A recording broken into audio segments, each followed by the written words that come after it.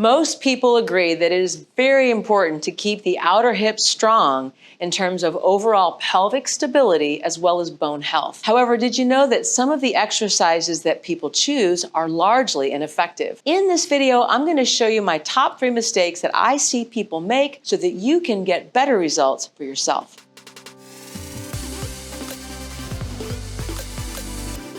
Hi, I'm Lauren Irk. I'm a muscle activation technique specialist, certified yoga therapist, and personal trainer. I help adults over 50 to optimize their muscular system with improved joint stability and mobility. In this video, I'm going to target a very important part of the body, the outer hips. When we're training these outer hips, there are 3 big mistakes that people make that I see all the time, and my goal through this video is to help give you some keys so that you yourself can get better results. Now, let me know in the comments if you've had a hip replacement, an injury, maybe an overuse in a sport where a doctor told you you have weak glutes and you need to go squat. How many of you have ever heard this? Squatting is like one of my favorite things to do. I love squats, but here's going to be my first tip.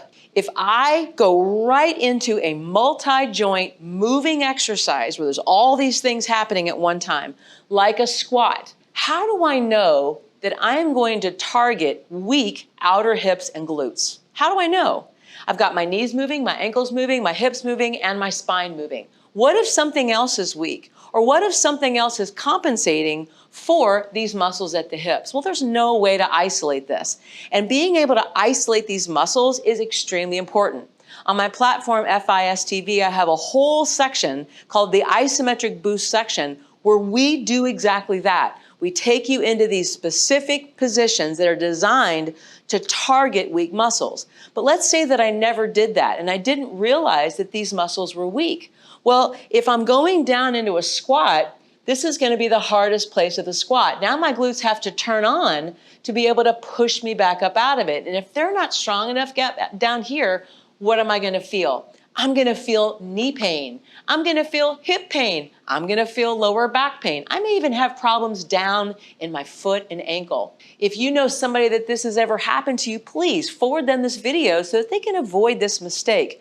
So we have to first isolate and activate these muscles with very simple, a lot of times non-weight bearing exercises through gentle graded isometrics before we ever move into some of these complex multi-joint exercises. Now for the second mistake, this is going to still involve a squat or a movement, but we think that just because we're moving side to side that these muscles are loaded. These muscles not being loaded in certain motions is a big mistake.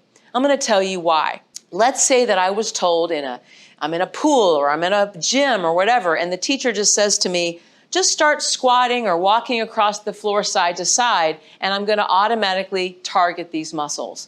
Well, there's one thing that we have forgotten about that's really important in all biomechanics exercise. It is the word force. Now, force is something that I talk about all the time on FIS TV, and I try to teach my clients this all the time, because if you don't understand force, you are going to waste your time on so many exercises. Gravity is the one thing that we're feeling when we're coming out of a squat. When I'm going side to side, gravity is not going side to side. All that gravity is doing, it's pushing me down to the center of the earth. Now I get it. If I step out to the side, I need these muscles to move my femur bone away from my midline, abduct the hip, and step to the side. I'm also going to make the argument just by standing on one leg that I might be able to be more efficient. However, is there resistance going side to side? No, this motion is not loaded. This motion is loaded. So if I'm doing something side to side, I have to remember that if I'm not accounting for the forces involved, it's wasting my time. One thing that I could do is put a thigh band on so that now when I step out to the side, I would stretch the thigh band. However, the thigh band may be actually diluting a little bit of the squat as we come down. Now for my third mistake, and make sure to watch to the end because I am going to give you my biggest tip in terms of what is the best exercise to strengthen these outer hips. So let's say that I'm coming down to the floor, which by default, I think these are the best places to do it. And let me know in the comments if you've ever been to a Pilates class and the instructor kind of told you that the higher you kick, the better. Well, this exercise is called the side leg kick. And so I'm coming back up here and I'm doing this type of thing. And I danced for 14 years of ballet, and I remember having to do these types of exercises. I myself don't have that kind of range of motion. So when I start to do this side lying exercise, there's going to be a point where I'm maxed out. And for me to keep going, I have to externally rotate, roll back, and keep going. And what happens when I do that? Gravity, which is sitting on top of me, is going to be largely influencing whatever is sitting on top of my hip. And if I'm here, gravity is actually putting more pressure into my hip flexors than my hip abductors. So lining up this exercise is very, very important. Lining up the exercise. So when I'm doing this, I'm pushing my bottom leg into the ground, raising the top leg to whatever max I have, where I can still keep the outer hip facing the top of the axis, top of the joint, so that the gravitational forces are pushing this down to the floor.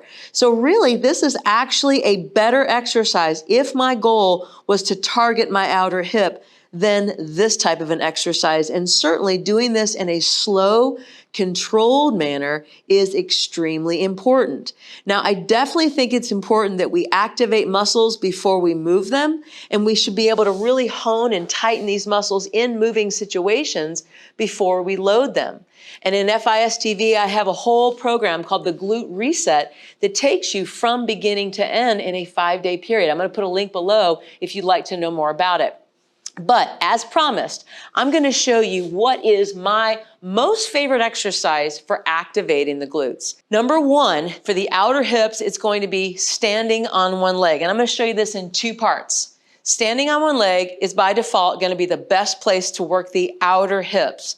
The weight of my body is moving me to the ground, which is pushing me into hip adduction. You can see my femur bone going in the midsection. I have to use these muscles to abduct in order to balance the weight of the body. If I add the thigh band, which is providing that lateral resistance across my hips, I have a 2-folded system. I can not only abduct through the standing leg, but as I push out to the side, it even adds more resistance on my standing leg and distributes the resistance over onto the working leg. So definitely doing some of these standing positions under control is going to be some of the best exercises that I can see. Now, if you know somebody that you think could help from seeing some of this exercise that I've done today, please forward it to them. It really helps me to elevate my community so that I can reach out to more people. If you would like specific programs, please leave a message in the comments and I'll send it directly to you. Mostly, if you liked this video, give me a thumbs up and subscribe. Really helps to push the algorithms out to more people. I thank you so much for watching, and I will see you on the next video.